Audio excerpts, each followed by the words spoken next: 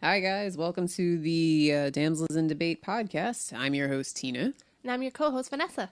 Yay. What up, people? I forgot what number we're at now. But anyway, we saw a lot of stuff this week, so I hope nobody minds, but we're going to go ahead and just skip the movie news and go right into clearing the queue. Is that okay with you, Vanessa? That is very much okay with me. Awesome. So, Vanessa, what did you watch this week from your queue? I watched Willow with Val Kilmer. Love Willow. Back from the late 80s. Mm-hmm. So, give us your thoughts. Well, I did enjoy the movie. There were some things that I was tweeting on Twitter about certain movie references I kept seeing as I was watching it. One of them was at the very beginning when they smuggle the daughter or the child out of the queen's kingdom, and the lady is about to be attacked by those really gross-looking dog creatures. Those gave me nightmares when I was little. Which kind of, I was like, man, I don't know if this is a kid's movie because they're showing the lady being attacked by these dogs. I was like, oh. Yeah, it was sad. So she puts the child on like this little basket thing and floats her down the river. I was like, whoa, I'm getting a Moses reference, because the mom was trying to protect Moses from being killed from the Pharaoh's armies because they were killing all the firstborn sons. So she put him in a basket and floated him away. Okay. And they got found by the Pharaoh's wife or something like that, and he got raised. So this was found by the kids and stuff. So it was definitely I kept seeing Moses with that. And then the second movie reference I kept seeing was Snow White, and not because they were the little the little dwarf people and everything. I mean, that was part of it, but also the queen, when they were showing the queen saying like, oh, this is my kingdom, whatever. She had a very similar outfit to the queen from the animated Snow White, the Disney Snow White. Yes, like if you pull that up, like her outfit was very similar. Yeah, so a lot of purple. I was reading that, and then I guess because people were dwarves, and I thought they were going to show her growing up, but she was a baby the whole time, so I didn't really know what the movie was about. So, because I had thought that Val Kilmer was going to be the love interest to the girl, like I thought she was going to grow up and then meet him. Oh, but really? Then I saw that, I was like, oh, okay, so this is different. Next reference I saw was Lord of the Rings, which I messaged Tina about that, and she said, no, this came out way before Lord of the Rings. But it didn't come out before the book, so I mean, I'm like half right with that. Because they all go on a quest to deliver this baby to these crossroads, and then it's another quest to the kingdom. It just reminded me of Lord of the Rings, and they reminded me of Hobbits, too. So, yeah. All in all, I really love the story. Good. I loved I love the comedy throughout it between those two little Sprite guys, the two little guys that were riding along with them. I don't remember what they're called. Brownies? They're fairies. I think they were brownies. Yeah, and they kept ribbing on each other. And then especially, my sister was watching with me, and she was looking at me like I was crazy because there is one scene where the fairy dust falls on the one brownie guy, and he like kind of turns around, and we realize that it's like a love dust because he had been trying to get it because he had seen a waitress who was like 20 times his size, but whatever. But he looks over and there's a cat there. And he's like, oh, you're so beautiful. Your whiskers, your eyes. And the cat like hisses and like runs. I was cracking up. It was so fun. Yeah. It's, I guess, whatever or whoever you see next, you fall in love with. And then Val Kilmer dressed as a woman was just hilarious. Not a woman! Oh, so it was the movie's very amusing. At one point my sister just got up and said, this movie's weird. But I was thoroughly entertained throughout it. Especially at the very end when Willow throughout it was trying to transform that poor sorceress, I forgot her name, but back into her human self. And he just kept changing her into a different animal, which first reminded me of The Emperor's New Groove, which at the very end, they kept taking the different potions. Like, yay, I'm a llama again. Like, wait. Yeah. But then at the very end, when he's just holding it and just keeps holding it, saying the chant, and she's turning into a bunch of different animals, that made me laugh because it reminded me of Aladdin, Disney's Aladdin, where Genie is trying to figure out what to change Abu into. And he's like, not enough. And like, still not enough. And it's like an ostrich, a car, and then finally the elephant. So I definitely saw a lot of movie references in there. And that obviously probably were not intended because some movies came out later. But it just made the movie more entertaining because I kept seeing these references. Yeah. That's definitely one of my old faves from when I was a little kid.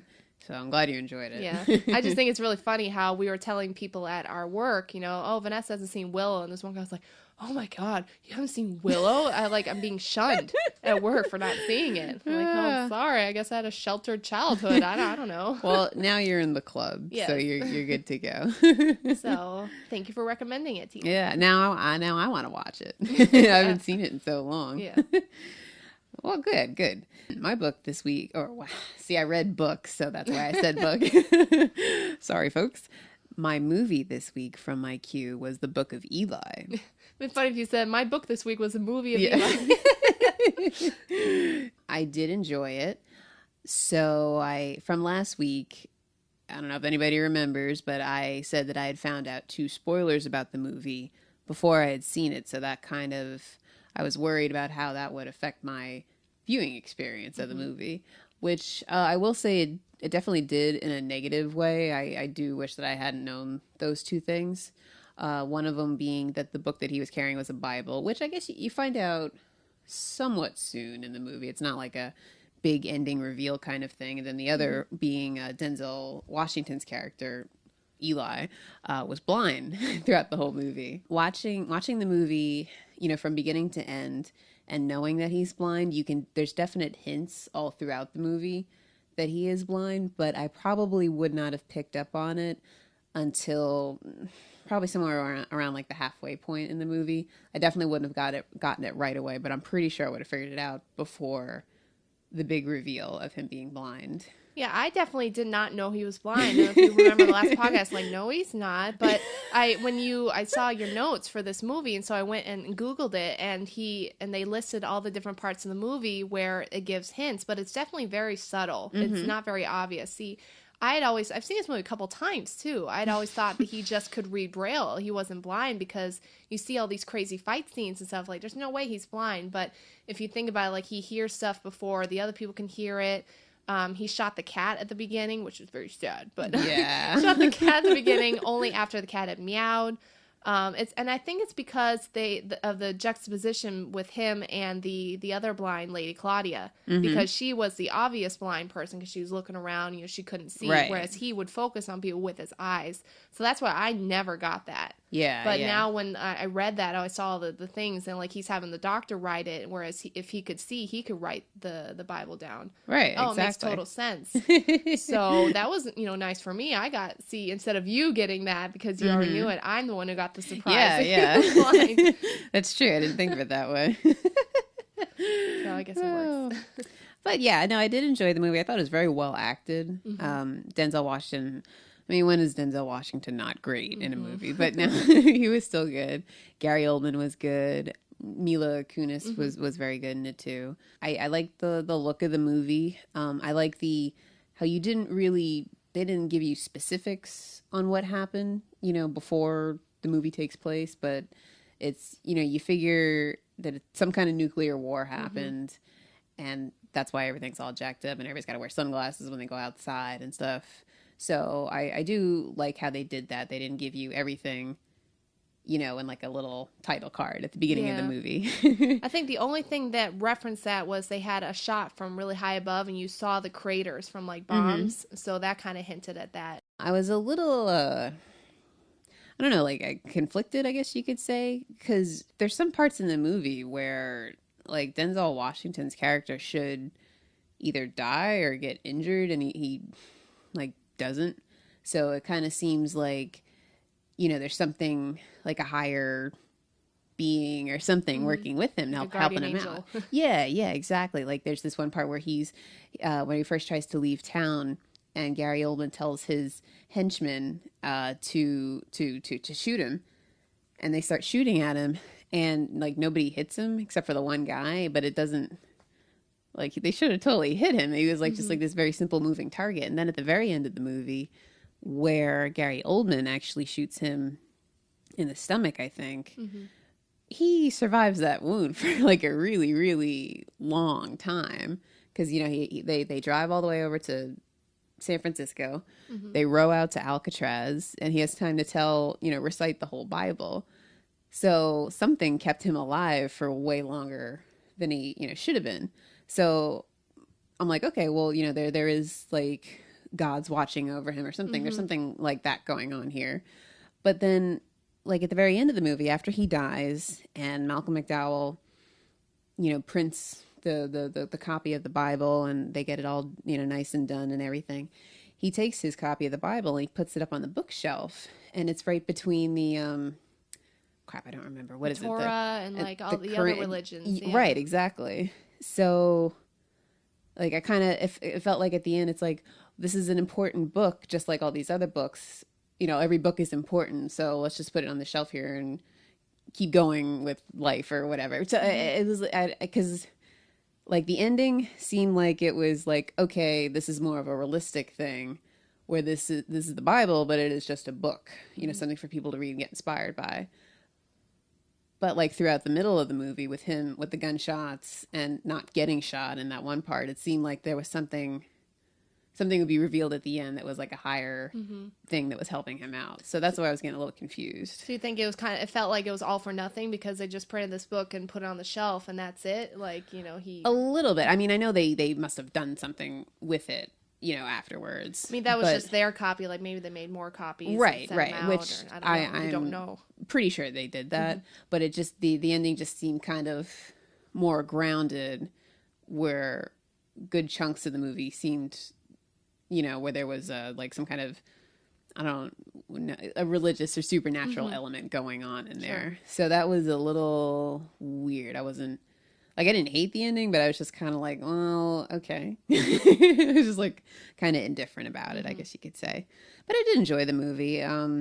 I wish I didn't know the spoilers, but I'm glad that you got something out of it. So. Definitely, it was so subtle. I did not notice it. But then when you think about it, yeah, like, oh, he retreats back into the darkness so he can have a more advantage, because he can hear better. And then, he can sense the cars coming before she does. I just thought that he was just a good fighter and he could sense these things. And he actually looks up into the sun at the beginning of the movie, which... Everybody else, when they're outside, they all have got, the dark sunglasses on and stuff, and nobody looks up at the sun. So, yeah. I didn't love it, but I didn't hate it either. So it was interesting. I'm glad I finally watched it. So yeah, that's clearing our queue. We're not really going to talk about too many TV shows this week either. So we're going to go straight into the two big movies we saw. What? Were we going to select our movies for next week? Yeah. Did you want to do that? Yeah, I mean, I haven't really thought about what I was going to watch for this week. I mean, do you want me to pick one for you? We can make it a surprise. Oh, okay. We're going to make it a surprise, folks. You'll find out. You'll find out on Twitter as we're watching it. Yeah, on Twitter. Okay. So the big movies. What were the two big movies we saw this week? We saw an advanced screening because Tina has all the hookups and she always brings me, which I'm always grateful. So, yeah, I'm a movie buddy. We saw an advanced screening of Fast and Furious 6, which also is Fast 6, but it's not the Fast and Furious 6. It's just Fast and Furious 6. Yeah, the title, there's a little, about the title. It's just Fast 6, basically. And then our other movie was... Star Trek Into Darkness. Oh, hang on. Spoiler alert! Okay. What? Let's talk about Star Trek first, because that came out this weekend, and then we'll do Fast and Furious. Shut it off. Yeah. Right. Exactly.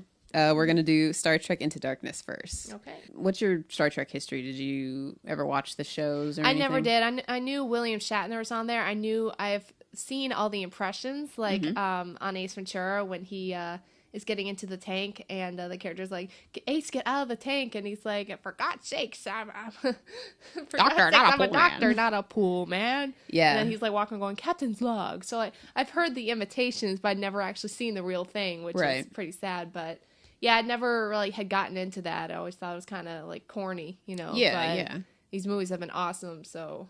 Right, so you like not the first one, but the rebooted, the J.J. Abrams Star Trek that came out a couple years ago. Right, okay. Me too. I've never seen any of the William Shatner and Leonard Nimoy movies. I've seen maybe one episode of the TV show, but I grew up, my father really liked Next Generation, the one with Patrick Stewart on it. So I've seen a couple episodes of that, and I know some of the character names and some of the like different alien races and stuff, but I'm not a hardcore Star Trek fan at all. And I've seen a couple of the movies with that cast, but that's about it. But yeah, I love the one. I think it came out in 2009 or 10, somewhere around there. Or something like that. Yeah, somewhere right around there. But that movie, I really, really enjoyed that one. So I was pretty excited to see this movie. So just like a real quick right off the bat, like what were your thoughts on the movie? Oh, I wrote down all the things that I loved about it because I love this movie. I was thoroughly just enamored with it throughout it. Like I really don't think there was any slow parts. They had my attention throughout the whole thing. I love the interaction and the chemistry, I guess, between the two leads. The Spock and the Jim. They have great conversations. They do. I agree. I love how this movie would kind of develop their relationship a little bit, their friendship. It focused on that, especially at the end. So I just love especially the one line at the beginning when he was like, Spock, I'm going to kind of miss you. And he was just like, and he's like, oh, and just like walks away. Right. I was like, I just want to tear the bangs off his head or something. Yeah. And I think, like there's a lot of, obviously all that stuff comes from the screenplay of the movie and the direction and everything. But I do think the actors pull every actor that's in this series, I think does a really, really good job. But those two in particular, Kirk is played by Chris Pine and Spock is played by Zachary Quinto. Quinto, yeah. Right. And they do a really good job. They have very good on-screen chemistry, I think. So, yeah, I agree with that. Each character has their own, lovable traits about them, Yes. I love Scotty, he's like, oh my, I've been gone one day. He's, freaking out. And then the one little, what is he, Russian or I don't know, the one little guy that's like, yes, Captain. Chekhov. Yeah. he makes me laugh. And then, of course, they're like, for God's sakes, I'm a doctor, not a, whatever he says, a torpedo specialist. Yeah. McCoy. Yeah. He's good. I like him too. Yeah. Everybody in there is great. I think they do a really, really good job. If you had to pick one, who would you say really knocked it out of the park acting wise in this movie? Oh, goodness. I'd probably it's between Jim and Spock, obviously. I'd probably go with the guy who played Spock just because he has some good speeches in there saying I'm not cold because I have no emotion. I choose not to have the emotion because it's so painful. And at the end with the thing with Jim and the glass and he starts crying. And he said, "You're my friend." I really thought that was. I got really pretty teary. I don't know if you noticed me over here sniffling next to you, but I was definitely choking up. No, because you are well aware that Kirk is not going to die in this movie, right? Well, I guess technically he died, but it's not going to be the end of the character. But yeah, I thought they did that scene really well. I was like, oh, this is a little sad, getting me right in the feels. Yeah, I think I turned you and me. Yeah, they did a really good job there. I thought it was done very well.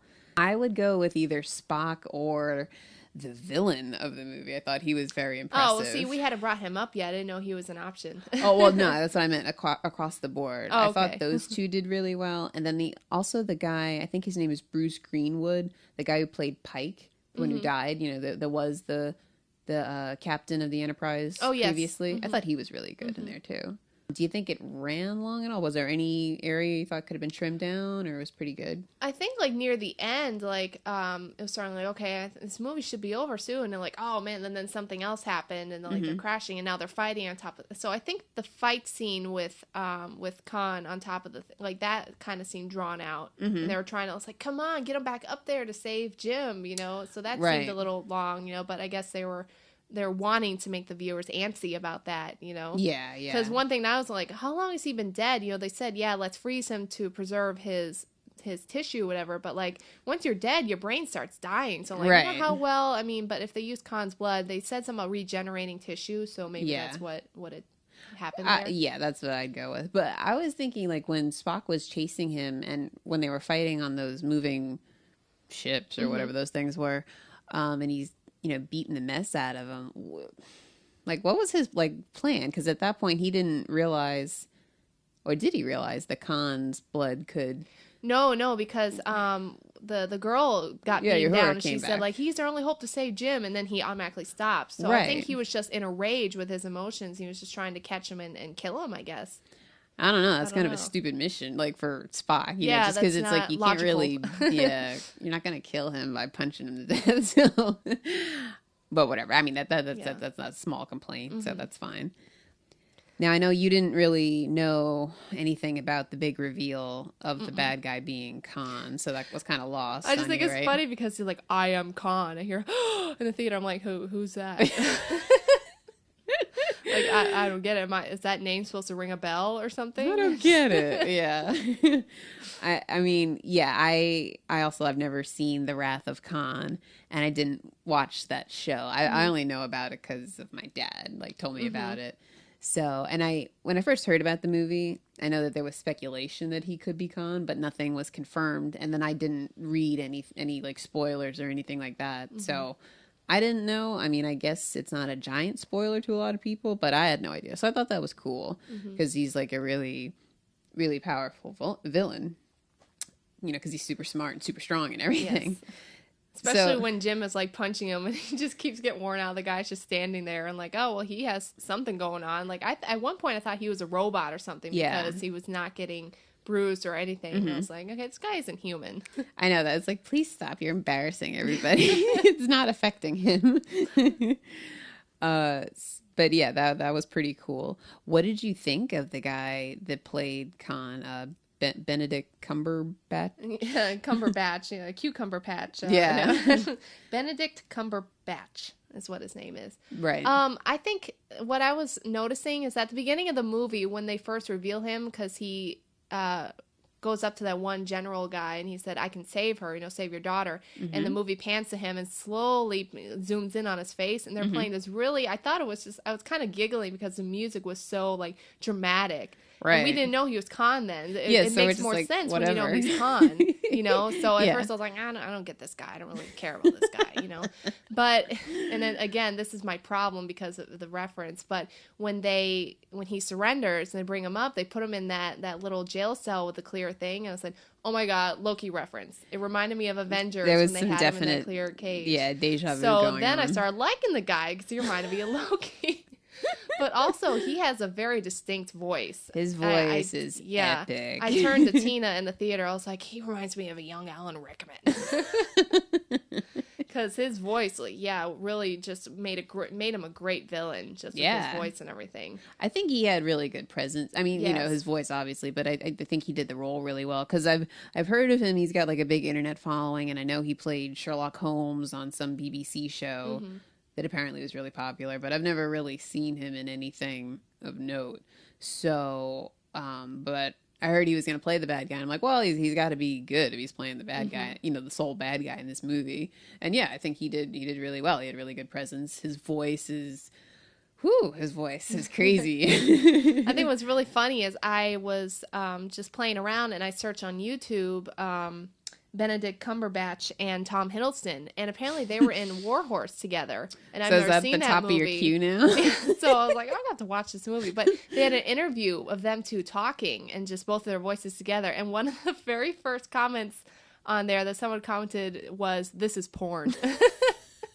Because of them just speaking with their voices, because they had all these cadences to their voices. And just, Yeah. I figured out that I guess I like kind of pale, dark-haired British men, apparently, with accents. At least, like, That's in your terms thing. of just movies and stuff, that's just what I prefer.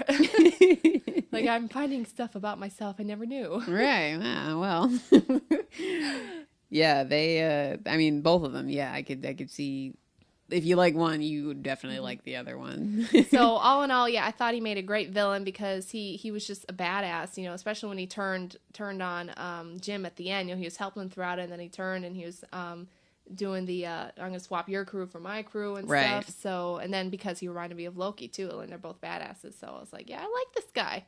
Yeah, I was kind of wondering, again, I don't know the history of the Khan character. I knew he's a bad guy, but I was wondering if he was going to maybe end up like kind of helping Kirk, but then at the end, like, you know, flying off into space and, you know, you'll see him in the next movie or something like that. But no, he was just like legit, like looking out for just himself and stuff. So I'm glad that they kept it that way because he's like definitely a bad guy. Yeah, I mean, I was hoping for a resolution because he was really angry because he had thought that they had blown up all his crew in those torpedoes, but actually the doctor, I guess, had taken the frozen bodies out of there. Right. So I was hoping, like, oh, since Jim said they're gonna say, like, hey, we have your crew. If you save him, we saved your crew. Can you save our captain? And I thought that maybe they would part on amiable terms because he didn't kill his crew, and he saved his crew. But they kind of put it at the very end where they show him frozen again, so they left that open. So yeah, he can return. Yeah, that's definitely left. But that's open. good. I mean, I can't wait for the next movie. I hope they do make another movie. Yeah, I would say they will. It will probably have to wait a couple years, but yeah, that's very interesting. What did you think of Alice Eve, the new blonde lady in the movie? She was okay. She didn't really have much of she didn't leave an impression with me. Yeah, there wasn't a whole lot to the character. I was kind of afraid because I thought just with the way she was introduced and just some of the shots they had of her, I thought that she would turn out to be like helping him somehow. Yeah, I thought she was a plant. Yeah. I'm glad that they didn't go that way because otherwise it would have been really like, oh, well, I saw that coming a mile away. So I'm glad that they didn't do that. Especially being the general's daughter or something, like, oh, she's in on it. Yeah, she was RoboCop's daughter. There's one thing that still bothers me, and I told you it bothered me with the first movie too, is that I still don't understand how the future Spock, because he talks to us like, hello, Mr. Spock, hello, Mr. Spock. Right. How he has the old memories from the previous past, because remember in the first movie, they altered their future. But he still has, because he asked him, like, what do you know of Khan? He's like, Khan was our greatest enemy, we defeated him. So he's the future Spock, but yet he still has the memories of the old past. Well, but he's from like a different how you say timeline, I guess Different you could dimension. say. See, I guess that's a different way of telling. I'm used to Back to the Future, where if you alter the present, you alter the future. So if his future self is there, he would have the current present Spock's memories, not the alternate. Oh, I get what you're saying. Spock's memories. Well, yeah, they I think they go about time travel a little bit differently, where it's a different timeline. So it's like this one's from this timeline. So that timeline hasn't changed. It's just now he's in this new timeline at a different. Obviously, he's a lot older. Yeah. So I think that's how they're treating time travel. It just still confuses me a little bit. I'm just like I said, I'm just used to Back to the Future way of things. Just one timeline that can be altered, and then you alter those memories. You can't go back unless you go into the way far past before that change happened or something. Yeah, and if they tried to do that with this kind of movie, it would be really confusing. I think so. For this movie, it's better they did it the other way. Back to the Future, it's more of a smaller, like contained story because it's you're just dealing with Marty McFly and stuff. McFly. McFly. What about the predictability of some of the stuff in the movie? Well, I mean, like you said, how you knew that he wasn't going to die, so that wasn't that sad because, like, obviously he has to live. And I remember I turned to you and said, like, oh, it's Khan's blood is going to save him because they hinted at that with, like, they had said, they said, like, oh, it'll regenerate cells, and they show the little creature living and stuff. So I knew that his blood was going to save him. I just didn't know how they were going to go about doing that. Right. And then I didn't really see the because I knew he had said, oh, look at the coordinates for this. I didn't really know what had come about. I didn't really see the general being treasonous. I didn't see that coming. Like maybe you did, but I didn't see that coming. No, not really. I didn't see that coming. Like you said, you knew that Jim wasn't going to die. You knew they weren't going to crash the Enterprise into the ocean, into San Francisco, and everybody was going to get killed. But and you knew that Khan's blood was going to save him. But I didn't mind that stuff because it was more about the journey, like when all the stuff was happening, and like we were just saying previously, how that sad part, it was still really sad. It was really well acted, so I didn't mind knowing that he was going to come back, just because it was portrayed really well. Yeah, because Spock honestly believed he had died. Right, so, right. Yeah. If it wasn't, then I would have been like, oh man, that was really predictable and it was really by the numbers. But I think they did everything well, so I didn't mind the predictability. And there were a couple things that I didn't see coming, like you said, like RoboCop turning on everybody. And I didn't know that they were going to have Klingons in this movie. That was kind of out of left field. I know you don't really know who they are, but it's just this one race of aliens. They're kind of mean. Obviously, yeah. Yeah, as you can see in the movie. And I didn't know that they were going to have Klingons on there. And I forget who in the movie, but somebody was like, oh, it's coming from Kronos. And I'm like, I don't know what Kronos is. We'll just see how this goes. Yeah. And then they said Klingons. I'm like, oh, Klingons are there. Oh, that's interesting. Okay. Yeah, I had never heard of them before, but I wrote down what I noticed is when what's her name? The girl who's with Spock. Uhura? Yeah, whatever her name is. When she gets off the ship and she goes and talks to them, because she's one who knows other languages. Right. She sounded just like the language that she speaks in Avatar because she you plays think? the lead in Avatar. It reminded me of Avatar very strongly. It was like, I eat that butt, That's and funny. it just really rang Avatar with me. If there's any Trekkies that are listening to this, they're gonna jump down your throat for that because like Klingon people actually like know like they can speak Klingon. Like It's an actual language. I don't know if it's like classified as an actual language, but like if you go online, you can find people that speak Klingon. Klingonese. I don't know how to say it. Well, I'm not saying it was the exact same language, but I said it sounded very similar to it from what I recall of Avatar. I haven't seen Avatar in like over a year, but it definitely reminded me of it because she's the lead in Avatar. So her speaking another language like that had similar tones to it, I was like, oh, Avatar. That's funny. What about the special effects in the movie? Oh, I thought they were amazing. Yeah. I just was, and I wish I may go see this movie again in like I'd be IMAX interested. 3D. Yeah, I'd be I think I'm gonna go do it just because just the ship going and I remember sitting there thinking like it's amazing how far we've come with special effects, what we can do because nothing looked fake to me. Nothing like people flying like when they were flying through space towards the ship digging the hole. It didn't look like green screen or anything like that. It all looked fabulous. Yeah. I read that J.J. Abrams, the person who directed the movie, he did it or filmed it in IMAX. But they wanted him to do it in 3D, but he didn't want to do 3D. Another reason why I like him. But he did. They compromised. So he filmed it in IMAX, and then they did like the 3D conversion to it. So that's why it's 3D IMAX. So if he filmed it not meaning for it to be seen in 3D, then maybe I'll just see it in IMAX, not 3D though.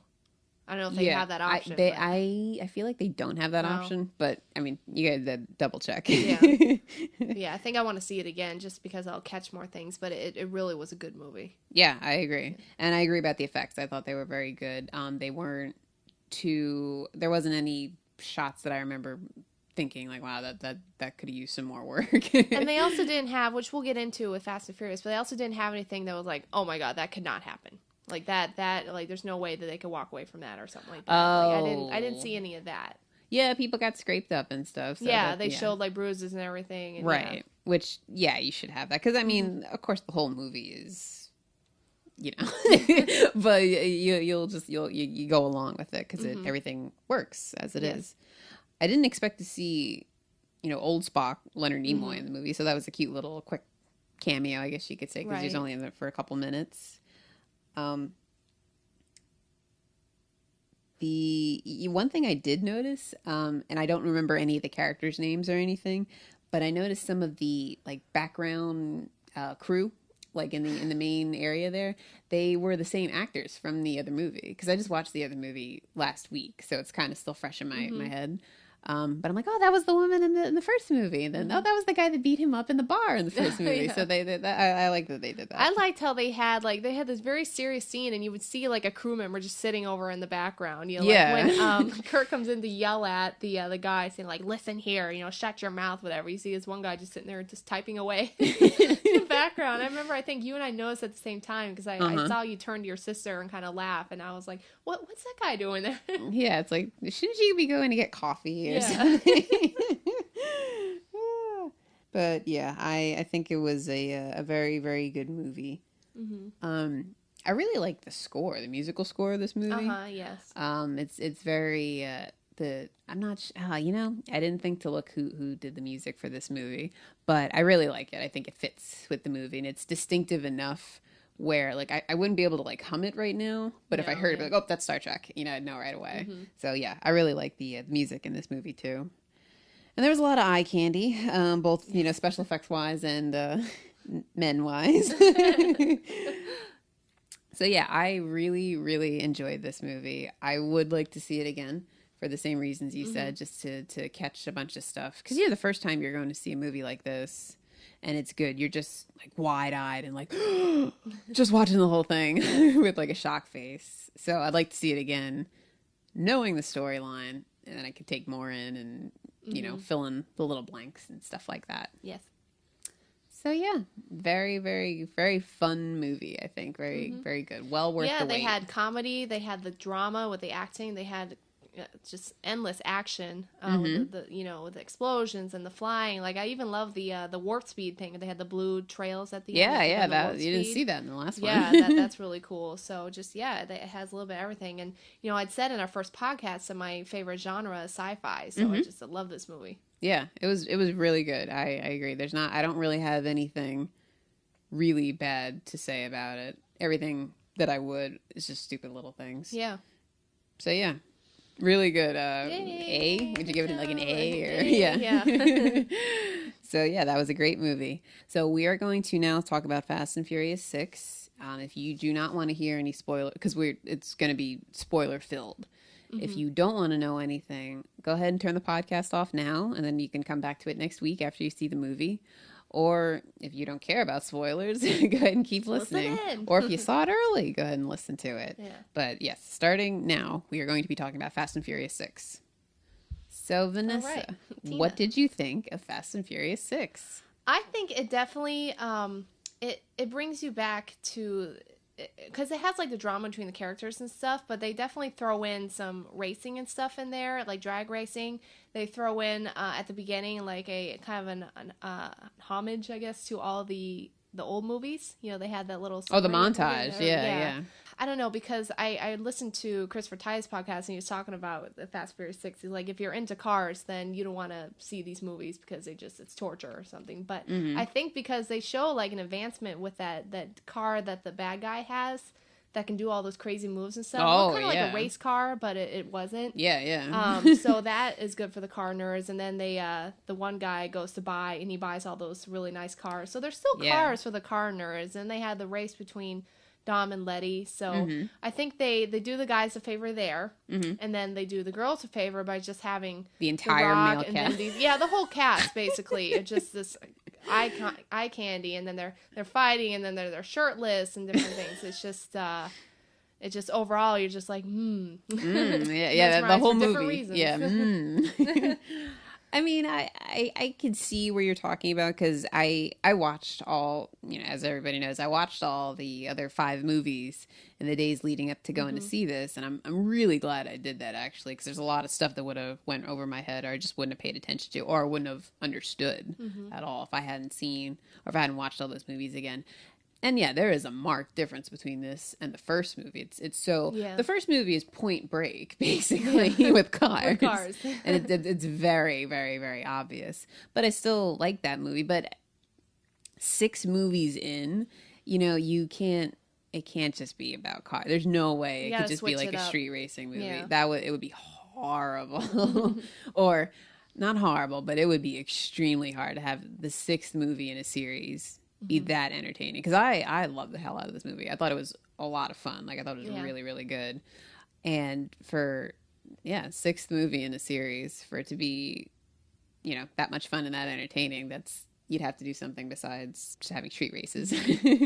Yeah, I mean, I mentioned this earlier. I enjoyed the movie. You know, I was in the movie, so I wasn't thinking this then, but I thought about it afterwards. And, like, all these stunts that they did and all these crashes, like, because they all crash at the beginning when they're chasing the guy. And then, like, they show this in the preview where Dom goes and catches Letty in the air. And, like, they collide in the air, which would knock a regular person out because they were flying. And then they land with her on top of him, so his back goes into this windshield of the car. Right. And he's, like, walking around the next scene. Like, that would have just crippled somebody, seriously. So, I mean, you have to, like, it's a movie, you know, just go with it. Yeah, so, but there's certain things, like I said, with Star Trek, you know, I didn't see anything that bothered me, but then again, this was in the future, so they may have advanced healing methods, but like, he should be more banged up, he should be kind of limping, you know, something, but he's the main character, he can't show weakness, you know. Yeah. So that did bother me a little bit, because they just kept crashing and kept doing this, and like, man, they don't look too banged up at all. They must be, you know, on something. Especially in the first part of the movie where they're chasing the bad guys, and the bad guys have that cool thing that I really thought was going to come back in the movie somewhere, and it didn't, where they shoot that little thing into the hoods of the cars. Oh yeah, and it messes with the computer chip. Yeah, of I the really car. thought that was going to come back Yeah. up, but I mean, it didn't, but whatever. But I think Ludacris's car and Tyrese's car are the ones they like veer off the road and they flip, and then Yeah. Tyrese's goes into like this like glass building and stuff. And the next scene, they're walking in, and I'm like, yo, they don't have a cut on them. They should be Yeah. a little banged up. Those cars flipped and rolled, and you know, It just a reminded little me bit. when Paul Walker, when he's driving, and the one lady, the one car veers and she's coming right at him, and he goes up in the air and he's going, oh shit, like Yeah. flying around, and he crashes and you know, and Yeah. twirls and everything, and he looks fine. Yeah, The like next scene. just give us a little look Like- like you're a little hurt. Yeah, you know, you gotta be limping a little bit and kind of rubbing your arm or something. Yeah, you know? exactly. Because I mean, I fully agree. Like, especially like with that part with Dom and Letty on the bridge. Yeah, Like, oh, that's that's what really did it in for me. You know, I can just see a spoof of this movie where like they have that scene in the next movie, everyone's all covered in casts, they're all mummies. And they're like, Yeah. hey, all right, who's our next target? Yeah. Or can you imagine like Dom and Brian when they turn like 50 years old? Yeah. They're gonna have problems. Well, Vin Diesel's kind of close to that, isn't he? I mean, I don't know if he's- Dom is that age, but Uh-huh. Vin Diesel is. He's getting a little older. Yeah, Yeah. I'd say early 40s. Yeah, maybe I think for him. so. And actually, Paul Walker is close to 40, if Mhm. not Yeah. 40. Yeah. So yeah, I mean, it's gonna catch up. Mm-hmm. But I mean, it's fine for the type of movie it is. There were one or two things, like we said, that were a little over the top, Mhm. but it was okay. All in all, I really liked the car chases in the movie. It was pretty tense watching them. Yeah, and it wasn't constant. What I really liked is that they had a lot of pans from the air, and they would go up and pan across and then back down and then turn around so you see their face. So it Yes. was like a constant one shot, you Right. know, and it was these stunts. So they even put, you know, do not attempt to do these stunts because you could tell that they probably took a while to set up and do all these just right. Oh yeah, But those totally. were very good. Yeah, I like the way that looked. Again, those did not look fake or anything. So those obviously were, if they weren't real, then they did a good job making it look real. But I think they were real stunts. Yeah. Well, yeah, you could tell whenever they could do a real stunt, with like real cars and stuff. Yeah. They did, and it shows in the movie, I think. Mm-hmm. So I agree. I like those aerial shots that they had. It gives you a lot of perspective. So because a lot of the time, or a good chunk of the movie takes place in London, which London is it's a big city. It's, Yeah. there's tight roads, and it's in Europe, so there's extremely tight roads and stuff. So that was cool, panning out and then going like across town or across Yeah. the city so you could see where the other guys were doing. Yeah, they did a lot of aerial views, which Yes. is cool. Yeah, I like that too. One thing that actually was pointed out to me, I did not notice this. My mom pointed it out when we were watching the movie, but on the big car chase on the bridge, with the tank, Dom's car is red, Brian's car is blue, and Roman's car is white. So red, white, and blue cars in the middle of. Oh, isn't that interesting? Yeah, this A international little movie. American thing going on. Yeah, there. it's like, oh, that's a nice little touch. That was cute. America. Yeah. Well, actually, I leaned over to her and I was like, yeah, they're French. Because of the French flag. But, yeah, that was stupid. But anyway, what did you think of the villain of this movie? He did not leave a presence with me as Khan did in Star Trek. But I mean, that's hard to to compare Yeah. the two with Yeah. that. I mean, he wasn't a puny bad guy like that movie, The Last Stand. That Yes. bad guy in the movie was so lame. Yeah, I So agree. he convinced me that he was a good bad guy. You know, like, okay, yeah, this guy is not someone you really want to mess with. So he was all right. I read that the actor, I think his name is Luke Evans, he is actually going to be the Crow. Yeah. So what do you Should stay with Tom Hiddleston. Yeah, I gotta say, I would have been really psyched if it was Tom Hiddleston, but I mean, it could still be good. I don't know. I gotta We'll see what he can do with it, because some actors, like they had always said that Heath Ledger couldn't do, the Joker, and look what he did with it. So you Right. can't, just think like, oh, he can't do that. You Yeah. gotta give him a chance. Yeah, I said the same So. thing about when I found out Chris Evans was going to be Captain America. I'm like, oh, come on, that's stupid. And then I'm like, oh, well, never mind. He was pretty good. Now, this movie, I think it was like 2 hours and 10 minutes or something. Were there any parts that dragged for you or that you thought I should have been remember trimmed it being a little long. Mhm. Yeah. I think like the part with Brian going into jail to talk to that Braga guy, the villain from the fourth movie. I don't know if they should have taken it out or just done it a different way, but I felt that that was a little unnecessary just because he comes back and he doesn't really have any new information. Yeah, It seems Dom like. doesn't give him a chance to, like he said, that's stuff that you know. Like, he didn't even get to tell Dom what he found out about Letty. Yeah, like, and then what was the he's point? like the only person that seems to really care about this, burden that he's carrying because he's like, Yeah. it's my fault she, lost her memory, and it's like, hey, nobody cares, so let's just keep going. So I thought that scene. I mean, I like that scene because I like seeing the characters from the other movies, but it just felt kind of unnecessary. Yeah. So I probably would have taken that out. Like, or maybe you just could have gotten- found out another way, just somehow, Yeah. like what had happened with her. Exactly. Without having to go through all that. I mean, it was cool because that one guy that from whichever movie that was, The he fourth had one. broken his nose. Yeah, and he ended up breaking his nose again. So Right. that was like a nice little tribute to that. Like, that was hilarious.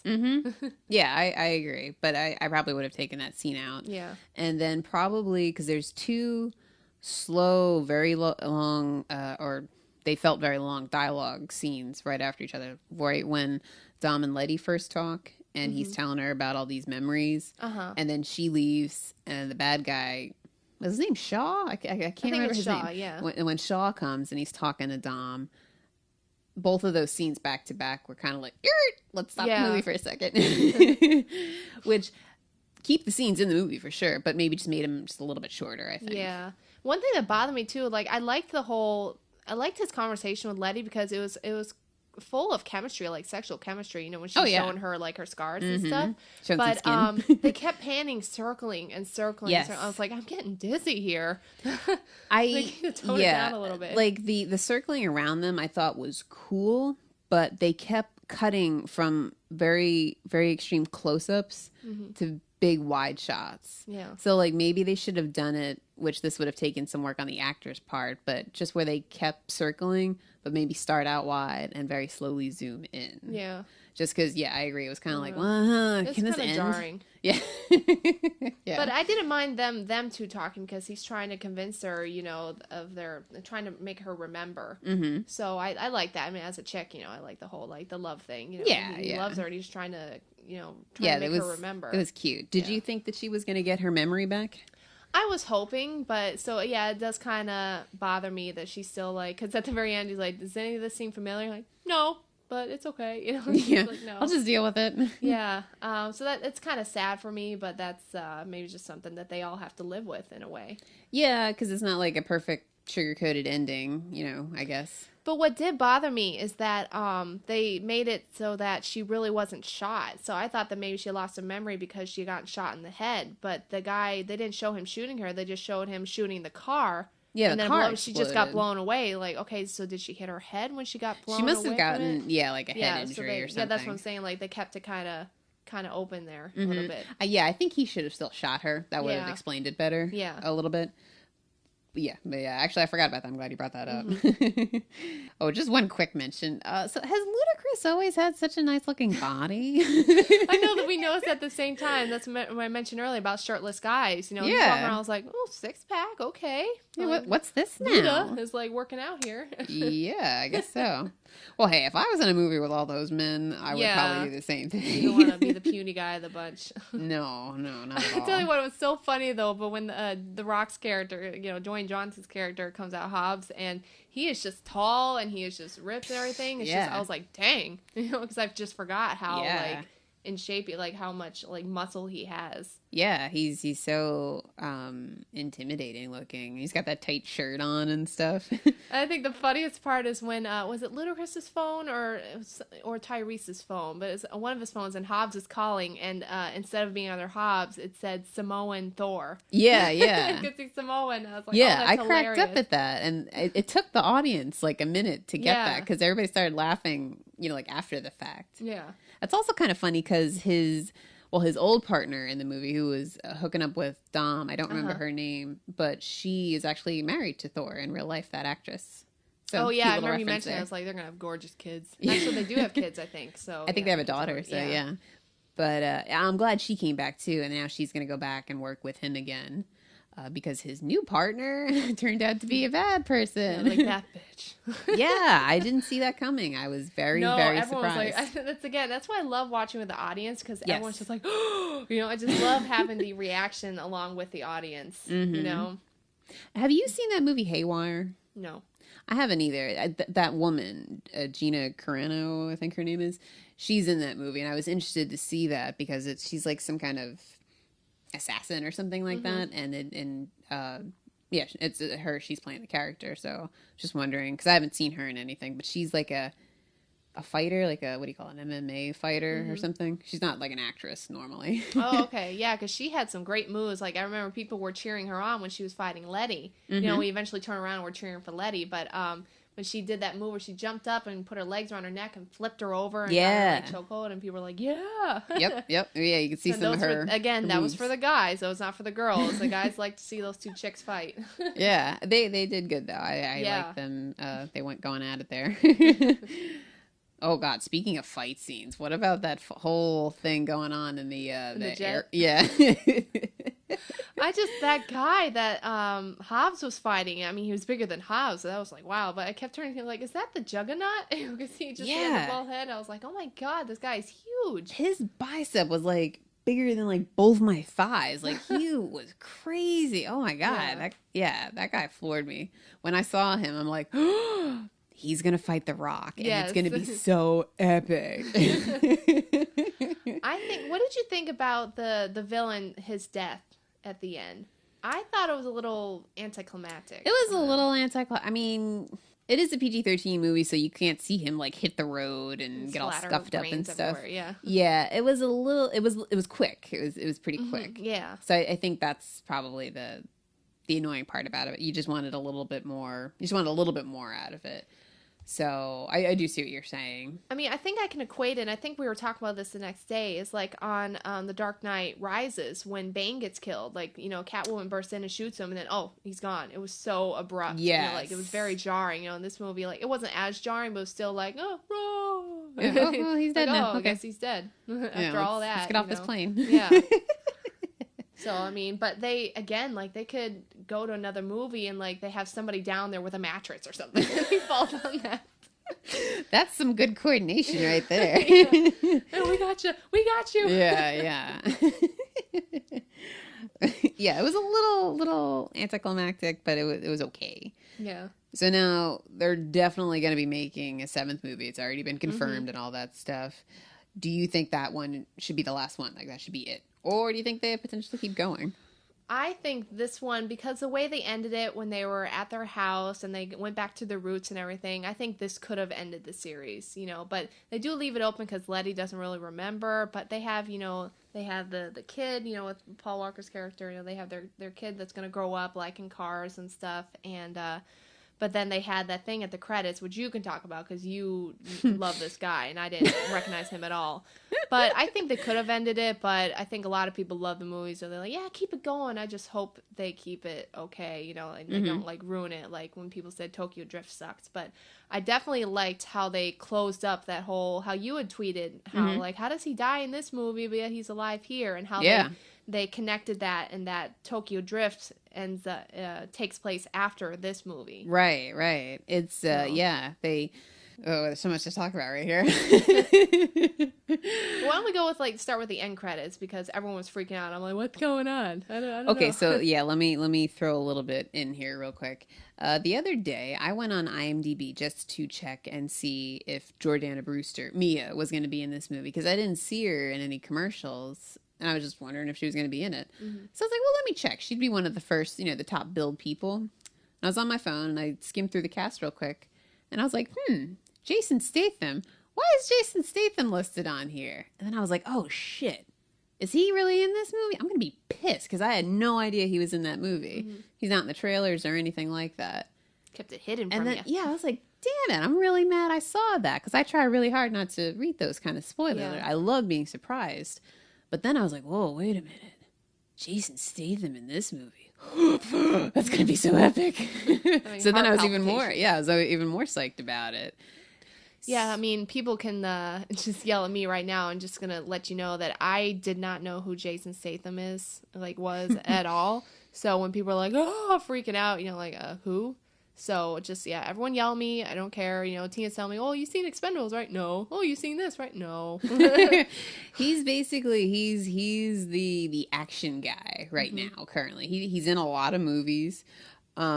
Not all of them are great movies, but there's a lot of action and a lot of stunts. He's the action guy currently. So it'd be kind of like me if I were like in the '80s saying like, "Who's Sylvester Stallone?" I don't know who that is. Kind of. He's not as well known like with his name and stuff, but it's the transporter. Like that's it's just everybody's gonna know who he is by something with that. But yeah, man. We gotta have like a Jason Statham weekend or something now. Maybe that'll be my movie for this week. Tune in next week and find out if I watch The Expendables. Oh, well, anyway, let's not go off on The Expendables. Anyway, yes, the tangents. But anyway, yeah, so I found out he was going to be in the movie, and I was really mad that I found out, but then also at the same time, I was super psyched because I just wanted to see him. Like, Jason Statham, The Rock, and Vin Diesel all in the same movie. Like, my head's going to explode. I can't take this. So, yeah, I was really excited. And then I kind of forgot about it partway through the movie just because I was really into the movie. And then at the very end, when you see, because the ending, you have the ending of the movie, then some credits, and then there's another clip that starts, kind of like the ending of the fifth movie. And you see it, and I'm like, oh, I recognize this because I just saw this movie a couple days ago. It's a chase scene from Tokyo Drift, the one where Han dies. And I think I like nudged you or something because I was like, oh, here it is. And so it's the chase scene. Han's car, he crashes and he flips over and stuff, and you see him in the car.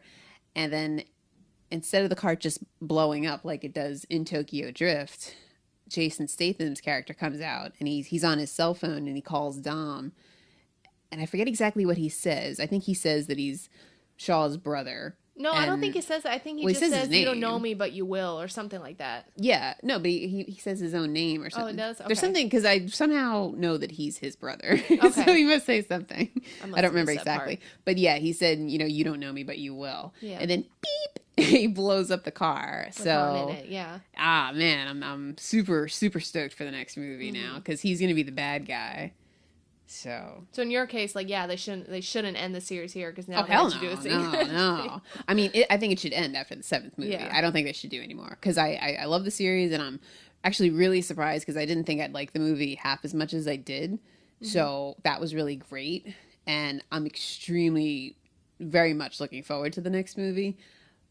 But I think they should go out on a high note. I don't want them to run it into the ground and make it a joke. Because the movie series kind of started out that way. Like, they had the first one. The second one was okay, but whatever, And then they had the third movie, which it was, you could tell at that point, they were just kind of whatever, this series. We'll just make a couple bucks off of the name Fast and Furious, and we'll just have some car chases and street racing. That's it.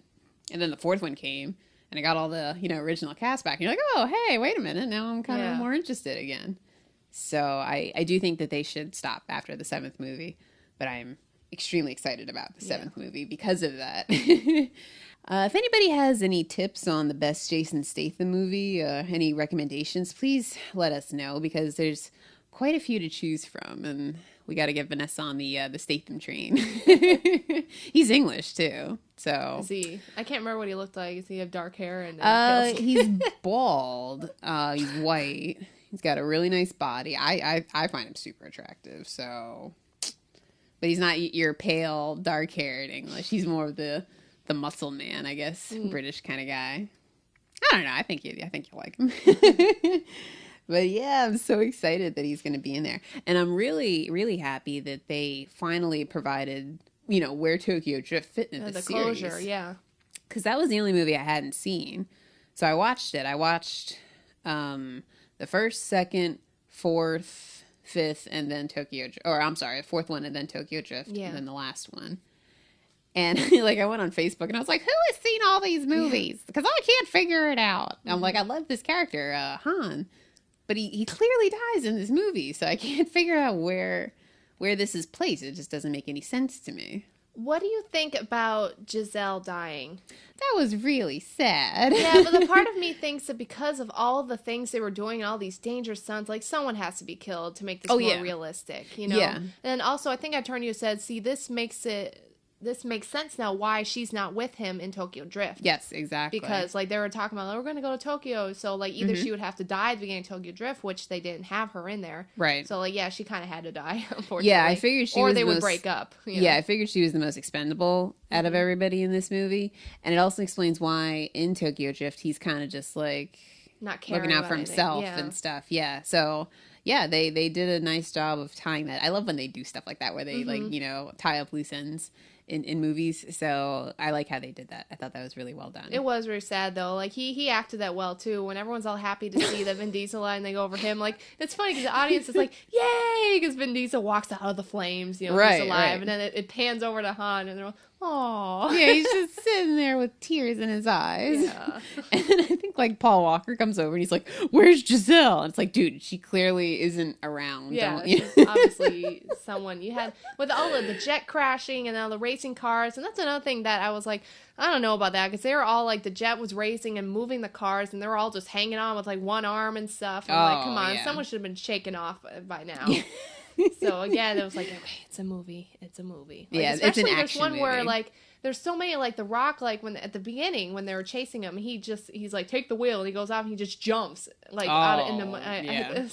It's funny because there's somebody sitting behind him. They're like, just totally shocked that he just jumped. So a lot of those, I was like, oh man, I know that's very real, because that had to be timed just right. Yeah, and then for the person not to like break an ankle or pull their arm. Nobody ever gets their arms pulled out of the socket. You notice that? Yeah. They get like yanked, you know, and the thing catches them. So, but again, it's a movie, you know, but I want my movies to be somewhat believable. A lot of those, I was like, you know, I don't think I believe that. I agree, but it's one of those things, like with romantic comedies. There's always going to be something that pulls apart the couple in the middle of the movie, and there's going to be some crazy thing that'll bring them back together. Mm-hmm.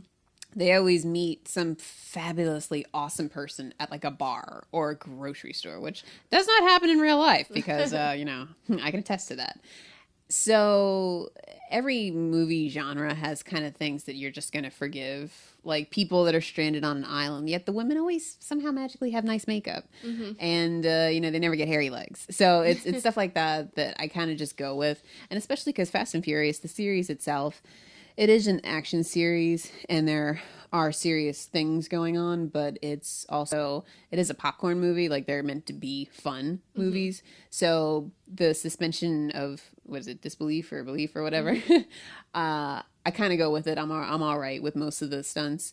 I do think, though, them catching each other on the bridge, and that's the only one. That's the one that really bothers me. All the other stuff, it doesn't bother me because I enjoyed the movie. But when I'm critiquing the movie afterwards, I'm like, well, that part kind of wasn't believable. Yeah, like, definitely that. He's like, and she's like, how did you know the car was going to be there? And like, I didn't. You know, like, how did your back heal magically from crashing into that? Now call 911.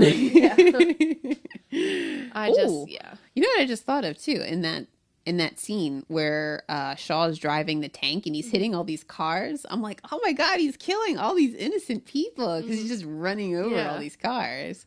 So I just wanted to bring that up. Yeah, that was, and then Letty's just in there going like, oh, what? This is not part of the plan, you know? Yeah, because he's going out of his way. He's like Cruella de Vil, you know, when he's driving. It's like crazy driving the eyes. tank. Yeah, exactly. So, I just wanted to bring that part up real quick. This is just pure speculation, but since the seventh movie is confirmed, who do you think's going to walk out of this series alive? Like, who do you think's a guarantee? Well, the four main people, you know, Letty, Dom, Paul Walker's character. Brian, yeah. Yeah, Brian, and then his girl, Mia, and then their kid. The other characters I think are probably expendable. That sounds bad, but like actually they didn't have the two Spanish speaking guys in this one. I think they mentioned like, oh, they're held up in somewhere in a casino or something, so they already got rid of them too. I think they're going to keep The Rock's character because I think I remember mentioning that they were going to do a spin-off of his character, like do a movie about his character, so I don't think he's going to die. But maybe Tyrese's character and then Ludacris's character, they're all kind of, they can go their separate ways. They're all on the chopping block. Yeah. To me, I think the only two that I'd actually feel comfortable putting like $1 down on would be Brian, Paul Walker's character, and Mia. I think everybody else could potentially go if need be. I don't know how serious they're gonna make, because I mean, even though, like I said, this movie's serious, it's still not like a hard movie. You know, like where you're like, oh, that was emotionally draining. You know, it wasn't like that or anything. Even with the people dying in it, but again, they could really amp it up with the seventh movie with having this well-known actor, or this well-known genre actor, Jason Statham, playing the villain. He could be like a I don't know what the word I'm looking for here. Like a no, you can't get around him. You have no angle to play with him, or he could just start like knocking off people. Yeah, because I mean, he just totally just killed Han, who's not like the main character, but he was kind of an important character in these last couple of movies. So that I think would be interesting. It would be a little bit different from these other movies. But if it's going to be the last movie, you should make it really epic and like scary, where there's actual stakes. Because right now it's pretty, like the 4 people you said, it's like, well, they're going to make it. Yay, they're in their house, blah, blah. Yeah. Like, you could really make the people hate him as a villain if he kills one of them. Yeah. Right. Yeah. Yeah. Yeah. So yeah, we'll see. We'll see next summer or whatever when the movie comes out. Yeah. Characters aren't getting any younger. No, they're not. Did they name the baby in the movie? Jack. Oh, okay. Thank you. Yeah. I could not remember. I'm like, I feel like what a plain kind of name. I don't know. I like the name Jack, but regardless, though, I'm sitting there and I'm like, they had to have named this kid. And I could not think of what the name was. No, I remember them saying Jack, and I remember like Dom trying to give him like an import car? No, a Charger, right? Yeah, like an American car, and then like he was trying to go like, you love those imports, don't you? That was cute. Yeah, I like that. Okay, good though. Thank you for helping me out with that. I'm here for you. So, that's what co-host is for. we've got 6 movies here. Can you go ahead and rank them for like just say your favorite and then your least favorite? Oh, and the Fast and Furious. Well, again, because I haven't seen the second and third one. So... Well, out of the first, 4th, 5th, and 6th. I still think I'd go with the first one. I still like the first one the most. Yeah. I mean, people are like, oh, it's all about the cars. But just, they have the him trying to hide that he's a cop, and then he ends up falling in love with Mia, and then you had the thing, like, just, you got great chemistry with Vin Diesel and Michelle Rodriguez. Like, they make just a great couple, and just the action with that. Let's say with that one, and then probably 6, and then 5, and then 4. Yeah. It's my ranking. Out of those movies, that's where I'd go to. Tokyo Drift is definitely the last movie, and it's not a bad movie. It's just I don't care about the main character at all in there. I mean, the only person I care about in that movie is Han, because you just want to see what's going on with him. I don't care about the other guy, so it's hard to really get invested in the movie. There's some cool chase scenes, some cool car scenes in the movie, but other than that, I don't care about it. The first one is great because you just get introduced to all these characters in this big, universe of all these different characters on all these cars and everything. So yeah, I guess I would go with the first one still being my favorite. The 4th one is definitely the most grim, I guess, or most not fun, most serious out of all the movies, because that's when Letty dies, and there's not really a whole lot fun or lighthearted moments in that movie. Because they introduced Hobbs in the 5th movie, and he, him and Vin Diesel, and then Tyrese and everything, because they bring them back too. Like, they all have those funny little quips that they say to each other, and they make it, they lighten the mood. Whereas the 4th one, they didn't have that. Right, the 4th one, and then Brian and Dom are getting back to talking, and Mia too, and they've all got some harsh history together. And there is a lot that I noticed. If you only watch one movie before you go see this, I would say watch the 4th one, because they pull a lot from the 4th movie. Like Giselle's in there, the bad guy's in there, the whole thing with Letty. So yeah, I would say watch that movie if you're only going to watch one. But yeah, I really, really enjoyed the movie. I had a really fun time with it, and I laughed. Got a little sad. Cheered. So yeah, I'd give it a thumbs up or whatever. So overall, which movie did you like better? Star Trek or Fast and Furious? Man, that is a rough ass question. Because they're so completely different. One. Like, one is a sci-fi. They are very different movies. Yeah, one's a sci-fi movie, one's an action movie.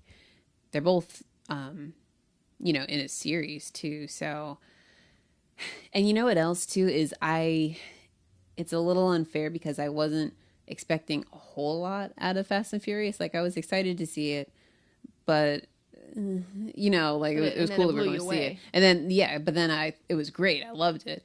Star Trek, I'm like, I'm going to love this movie. It looks awesome. I can't wait to see it. And it was great and it completely delivered. But like you were expecting that. I was expecting that. So it's a little unfair in that way too.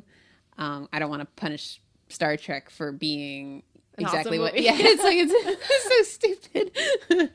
I'm gonna go with Star Trek, just because. I mean, it delivered on all my expectations, I guess. So as of right now, because we're almost halfway through the year, Star Trek is going to be my favorite movie. Fast and Furious is a close. Fast and Furious 6 is a close second, followed by Iron Man. I'd say those are my top 3 so far. I also picked Star Trek, but it was I really thought you would go Fast and Furious because we'd always said, your favorite genre is action, my favorite is sci-fi, you know, but also because, like, I keep reiterating this, but just the thing with the stunts, just that just for some reason that bothers me. So that's another reason why I choose Star Trek. But I just love the futuristic stuff of Star Trek. Yeah. They do it really well too. Space stuff, so that's why I go with that one. Yeah. And Fast and Furious, I mean, like, I gotta say it was a tough call. And I just really wasn't expecting to love that movie as much as I did. I thought it was a great time. I keep telling everybody, I'm like, go see it. If you even like remotely like the other ones, go see this in the theater. You will really enjoy it. It'll be awesome. And yeah, for the 6th movie in a series, that is what? Yeah. That's Harry Potter and the Half-Blood Order Prince? of the Phoenix? Or I don't know. I think Order of the Phoenix was 5. Yeah. So, I mean, the 6th movie in the series, for it to be that enjoyable, I think that's a pretty good thing. Pretty impressive thing is what I want to say. And I'm pretty sure that the 4th, 5th, and 6th movies have all been, actually maybe Tokyo Drift, I'm not sure, but they've all been directed by the same guy, Justin Lin. So I wonder if he's going to be doing the 7th, and if he's not, who is. But I'm definitely excited for the 7th movie. I will be first in line to go see that one. Hopefully get our passes. Yeah. But yes, I highly recommend both movies. They were fantastic. I loved them. It was a great summer movies. I think I would see Star Trek in IMAX if you can. It just seems a type of movie that would be just exhilarating in IMAX. In IMAX, yeah. Fast and Furious, I don't think you need to see it in IMAX. I think it would be, because we saw it in regular theaters. So I think that'd be just as good. Yeah, I agree. I don't care about 3D. It never really does anything for me. If you can, like you said, just in plain IMAX. Just IMAX, yeah. But I feel like because I remember when I was looking for movie times, they only had IMAX 3D listed. So if you've got an extra, $10 to put down on your already $10 movie ticket, go ahead. But it's not going to make or break the movie. We saw it in 2D and it was absolutely great. So, yeah, that's pretty much going to wrap it up for today. All right. Very, very movie heavy. Yeah. Actually, next week we're going to take kind of a short break because I won't be here next week. And but we're still going to see movies, so we'll still have some good reviews for you on Twitter and on Facebook. And we'll be back the week after that.